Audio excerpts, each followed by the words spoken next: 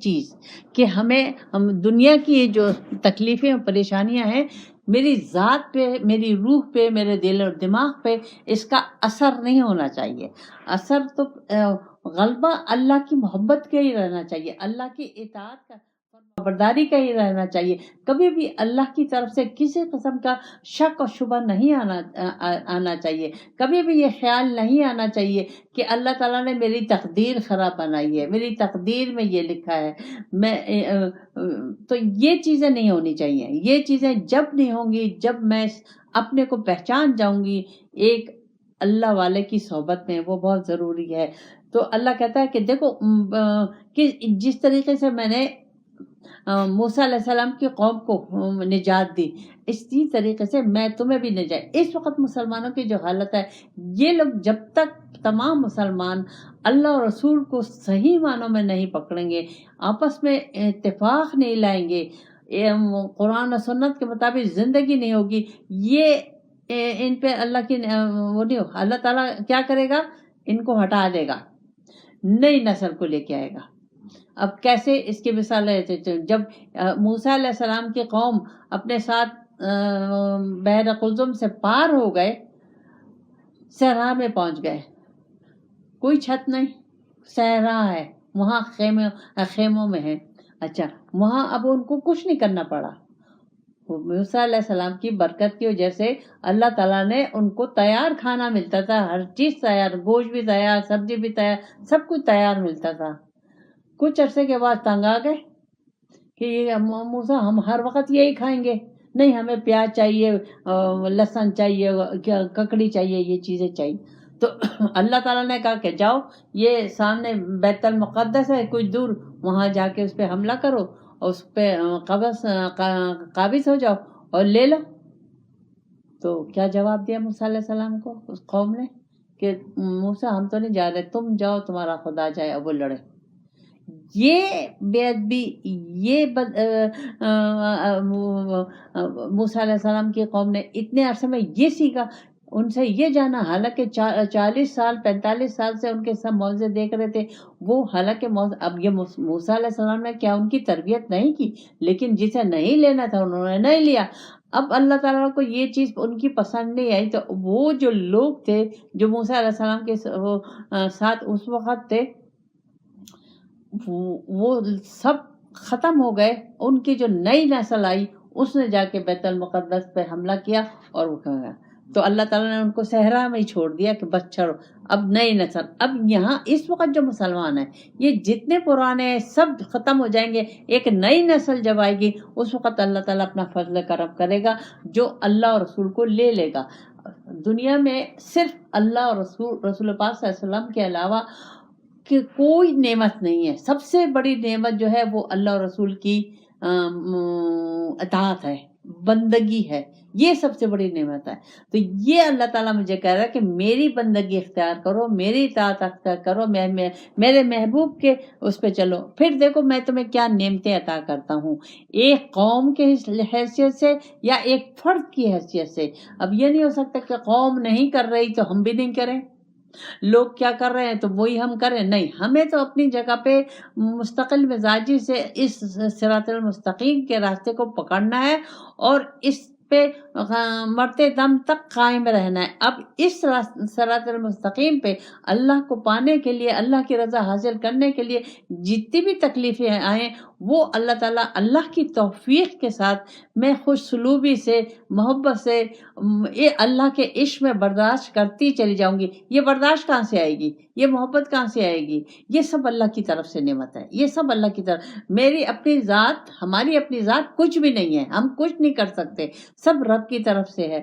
پھر اللہ تعالیٰ فرماتا ہے وَأَذْنَ مُوسَىٰ 40، اور جب ہم نے موسیٰ علیہ السلام کو اللہ تعالیٰ نے، اب یہاں ایک اور چیز اللہ تعالیٰ، اب اس کو مجھے سمجھنا ہے اپنے لیے.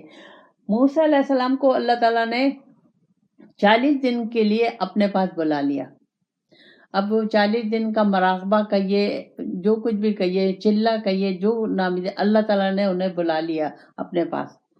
آج موسیٰ علیہ السلام اپنے بھائی کو چھوڑ گئے ہارون کو کہ تم ان لوگوں کا خیال رکھنا. اس میں ان لوگوں نے کیا کیا، اس میں ایک سنار تھا، اس نے سارے کے زیور جمع کیے اور اس سے ایک بچڑا بنایا.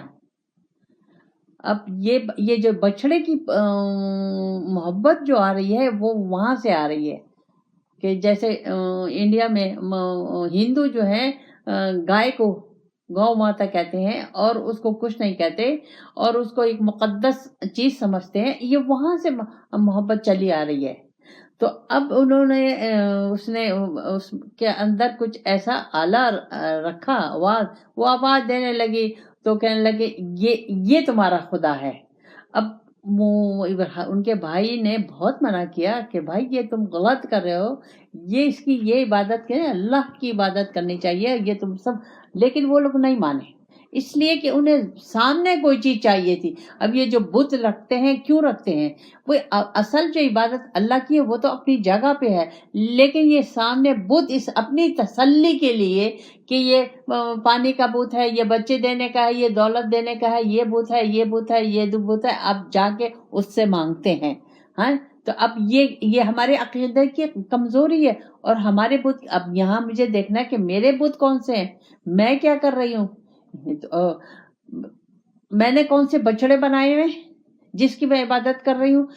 یہ بچڑا جو تھا یہ بت تھا اور یہ اللہ کی جگہ ان لوگوں نے اس کو دی، اس بچڑے کو. اب مجھے دیکھنا ہے کہ میں نے کون سے اپنے دل میں یہ بچڑے اور یہ بت رکھے ہوئے ہیں.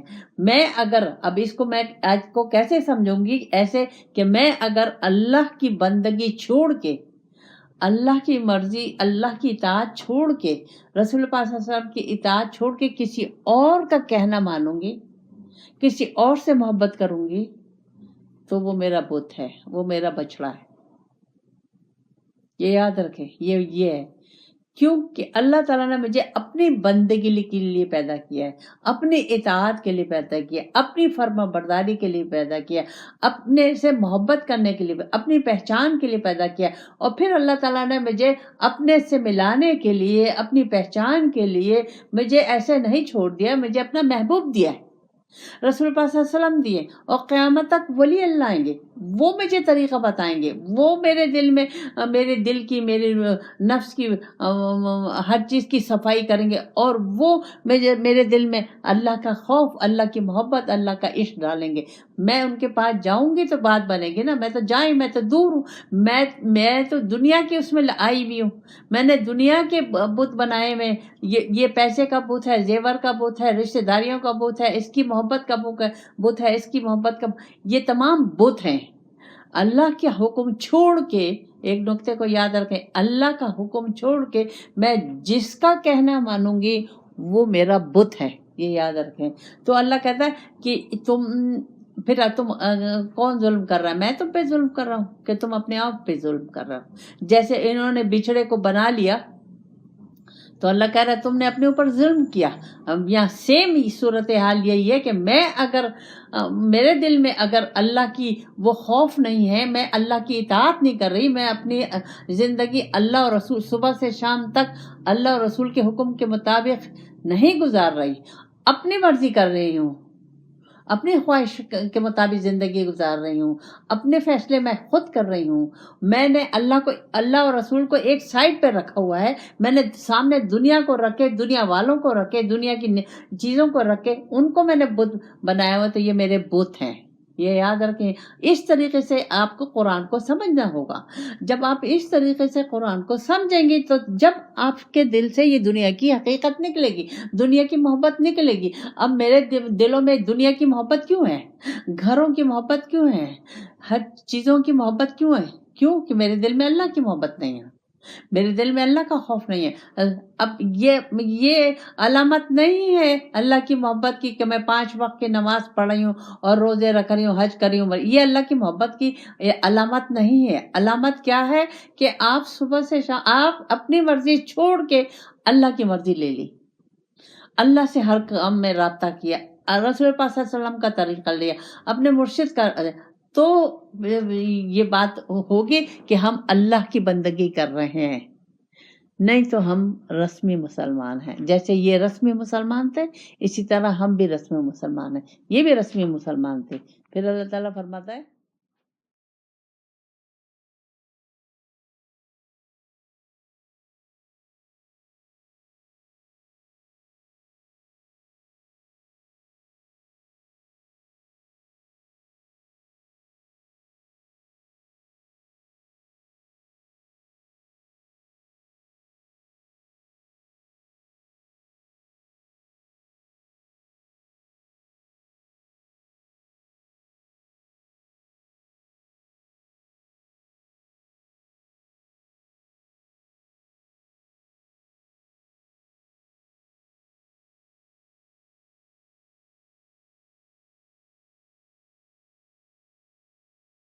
اب اللہ کا ثم عفونا عنکم من بعد ذلک لعلکم تشکرون. اللہ کہتا ہے تم نے یہ نافرمانی کی. اب مجھے اللہ تعالیٰ کہہ رہا ہے تم اتنی نافرمانیاں کرتے ہو میں تمہیں معاف کرتا رہتا ہوں لیکن تم ہوش کے ناخن نہیں لیتے. تم میری نعمتوں کے شکر ادا نہیں کرتے. اب نعمت کی شکر، ایک تو نعمت کا شکر ہم جانے کہ وہ کیسے ہوتا ہے. ہم تو منہ سے شکر اگر کر بھی رہے ہیں تو منہ سے کر رہے ہیں. عمل ہمارا اس کا بالکل خلاف ہے. اصل شکر جو ہے وہ ہے عمل کا شکر. آپ منہ سے کچھ مت بولیں، خاموش رہیں، لیکن آپ کا عمل، ہر عمل، آپ کی نیت، آپ کا عمل، ہر کام آپ کا شکر کے زمرے میں آنا چاہیے. یعنی آپ جو کر رہے ہیں اللہ کو سامنے رکھ کر، اللہ کی مرضی کو سامنے رکھ کر، اللہ کی خوشنودی کو سامنے رکھ کر، رسول پاک صلی اللہ علیہ وسلم طریقے کو سامنے رکھ کر کھا رہے ہیں، پی رہے ہیں، اٹھ رہے ہیں، بیٹھ رہے ہیں، شادی کر رہے ہیں، بچے پیدا کر رہے ہیں، جاب کر رہے ہیں، جو کچھ بھی کر رہے ہیں، گھر میں جھاڑو دے رہے ہیں، برتن دھو رہے ہیں، سب اللہ کو سامنے رکھ کر اللہ کو پانے کے لیے تو بات بنے گی کہ میں اللہ کا شکر ادا کر رہی ہوں. پھر بالکل ڈفرینٹ صورتحال ہوگی. آپ کے اندر کی کیفیت بھی بالکل مختلف ہوگی، آپ کی باہر کی صورتحال بھی بالکل مختلف ہوگی. کیونکہ اصل اندر ہے، انسان کے اندر تبدیلی آنی چاہیے. جب انسان کے اندر تبدیلی آ جاتی ہے، اس کا کنیکشن اللہ اور رسول سے ہو جاتا ہے، تو اسے وہ نور مل جاتا ہے جس کے ذریعے سے وہ ہر چیز کی حقیقت کو جاننے لگتا ہے. اس کے دل میں اللہ کی محبت آ جاتی ہے، اس کے اندر سکون آ جاتا ہے، اس کے اندر نرمی آ جاتی ہے، اس کے اندر شکر گزاری آ جاتی ہے. وہ ہر کام اللہ کی رضا کے لیے کر رہا ہوتا ہے. تو پھر اس پہ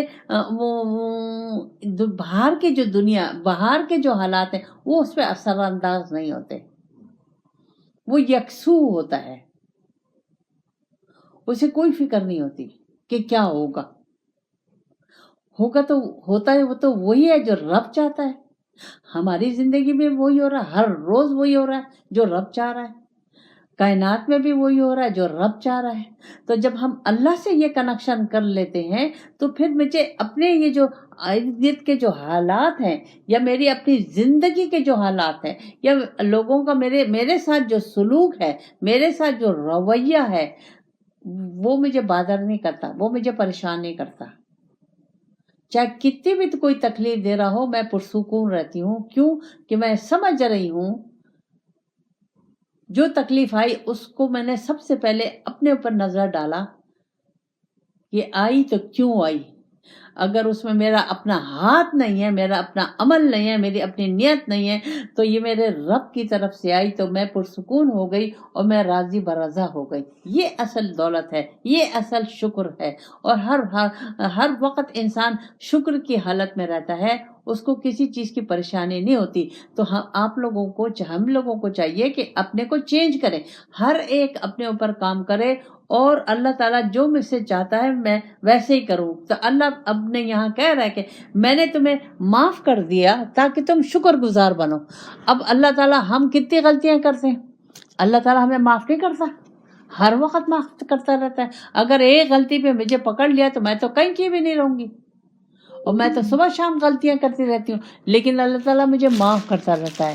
لیکن مجھے سمجھنا ہے، پھر یہی نہیں کہ میں غلطیاں ہی کرتی رہوں، نہیں، مجھے سمجھنا ہوگا، ان غلطیوں سے سیکھنا ہوگا اور صحیح راستہ لینا ہوگا، صحیح نصب العین زندگی کا بنانا ہوگا۔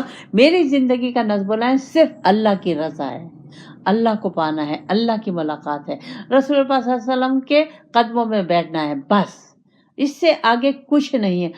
جس حالت میں اللہ تعالیٰ رکھے، شکر الحمدللہ، اے اللہ تو راضی رہے، میرے مرشد، میرے رسول پاک صلی اللہ علیہ وسلم، میرے مرشد راضی رہے۔ اللہ تعالیٰ مجھے توفیق دے کہ یہ تمام نقطوں کو سمجھنے کی اور اس کو جاننے کے لیے اور اس پہ عمل کرنے کی۔ ربنا آتنا فی الدنیا حسنۃ وفی الآخرۃ حسنۃ وقنا عذاب النار۔